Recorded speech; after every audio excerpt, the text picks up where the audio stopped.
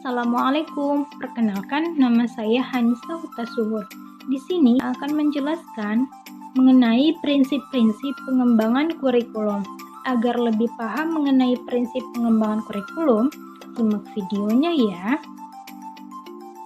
Prinsip-prinsip pengembangan kurikulum. Prinsip berarti ajas, dasar, keyakinan, dan pendirian. Kata prinsip itu menunjukkan pada suatu hal yang sangat penting, mendasar, harus diperhatikan, memiliki sifat mengatur dan mengarahkan. Prinsip juga mencerminkan tentang hakikat yang dikandung oleh sesuatu, mungkin produk atau proses, dan bersifat memberikan rambu-rambu atau aturan main yang harus diikuti untuk mencapai tujuan secara benar. Prinsip umum pengembangan kurikulum. Yang pertama, prinsip berorientasi pada tujuan.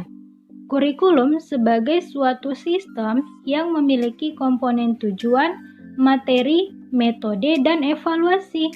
Pengembangan kurikulum harus berorientasi pada tujuan. Prinsip ini menegaskan bahwa tujuan merupakan arah bagi pengembangan komponen-komponen lainnya dalam pengembangan. Tujuan kurikulum harus dapat dipahami dengan jelas oleh para pelaksana kurikulum untuk dapat dijabarkan menjadi tujuan-tujuan lainnya yang lebih spesifik dan operasional. Tujuan kurikulum juga harus komprehensif, yakni meliputi berbagai aspek domain tujuan baik kognitif, afektif, maupun psikomotor. Selanjutnya itu prinsip kontinuitas. Prinsip kontinuitas adalah adanya kesinambungan dalam kurikulum baik secara vertikal maupun secara horizontal. Khususnya kesinambungan materi kurikulum pada jenis dan jenjang pendidikan mulai dari SD, SMP, SLTA, SMU atau SMK sampai ke perguruan tinggi. Materi kurikulum harus memiliki hubungan hierarkis fungsional. Dalam pengembangan materi kurikulum, minimal dua aspek kesinambungan. Yang pertama, materi kurikulum yang diperlukan pada sekolah tingkat atas harus sudah diberikan pada sekolah tingkat bawah. Yang kedua, materi kurikulum yang sudah diberikan pada sekolah tingkat yang ada di bawah tidak perlu lagi diberikan pada sekolah tingkat atas. Dengan demikian, dapat dihindari pengulangan materi kurikulum yang mengakibatkan kebosanan pada siswa, agar tidak terjadi tumpang tindih materi. Dan untuk menghindari hal tersebut, dapat dilakukan dengan cara menyusun scope and sequence. Yang ketiga itu prinsip fleksibilitas. Prinsip fleksibilitas artinya bahwa kurikulum itu harus lentur dan tidak kaku, terutama dalam hal pelaksanaannya.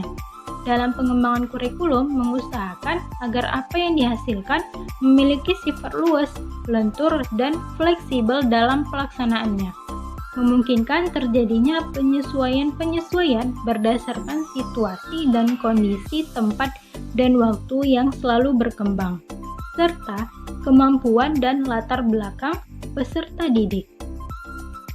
Yang keempat itu prinsip integritas. Pengembangan kurikulum dilakukan dengan prinsip keterpaduan, dirancang untuk mampu membentuk manusia yang utuh, pribadi yang integrated, yaitu selaras dengan lingkungan hidup sekitarnya.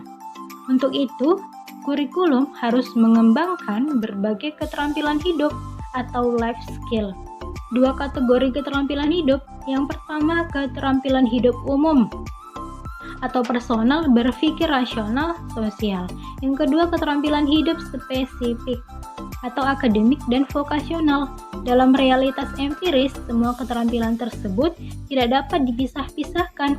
Tindakan individu merupakan paduan aspek fisik, mental, emosional, dan intelektual. Prinsip khusus pengembangan komponen kurikulum. Prinsip khusus berkenaan dengan prinsip yang digunakan dalam mengembangkan komponen utama kurikulum. Pertama, prinsip yang berkenaan dengan tujuan pendidikan atau jangka panjang, menengah, maupun pendek. bersumber pada yang pertama itu ketentuan dan kebijakan pemerintah, yang kedua itu survei mengenai persepsi orang tua atau masyarakat, yang ketiga itu survei tentang pandangan para ahli, yang keempat itu survei tentang sumber daya manusia. Yang kelima itu pengalaman negara lain, yang keenam itu ada penelitian. Yang kedua, prinsip yang berkenaan dengan pemilihan isi pendidikan. Pertama itu perlu penjabaran tujuan pendidikan ke dalam perbuatan hasil belajar yang khusus dan sederhana. Yang kedua, isi bahan pelajaran harus meliputi segi pengetahuan, sikap, dan keterampilan. Yang ketiga itu unit-unit kurikulum disusun berdasarkan urutan yang logis dan sistematis.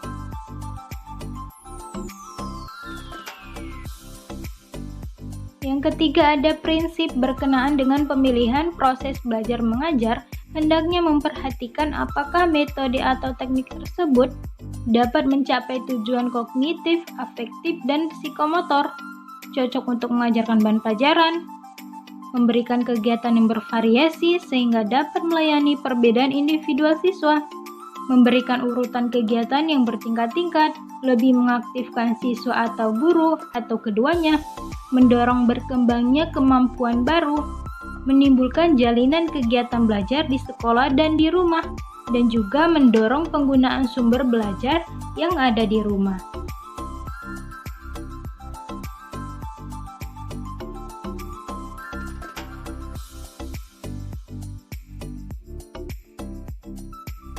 Yang keempat, prinsip yang berkenaan dengan pemilihan media dan alat pengajaran. Alat atau media apa yang diperlukan, sudah tersedia atau ada penggantinya? Jika perlu dibuat, siapa yang membuat, berapa biayanya, berapa lama waktunya? Bagaimana pengorganisasian alat dalam bahan pelajaran, apakah dalam bentuk modul atau paket belajar? Bagaimana pengintegrasiannya dalam keseluruhan kegiatan belajar? Kelima itu prinsip yang berkenaan dengan penilaian. Bagaimana karakteristik kelas, usia, dan tingkat kemampuan kelompok yang akan dites? Berapa lama waktu yang diperlukan untuk pelaksanaan tes? Apakah tes tersebut berbentuk uraian atau pilihan berganda? Berapa banyak butir tes yang perlu disusun? Apakah tes tersebut diadministrasikan oleh guru atau siswa? Beberapa prinsip dalam pengelolaan hasil penilaian.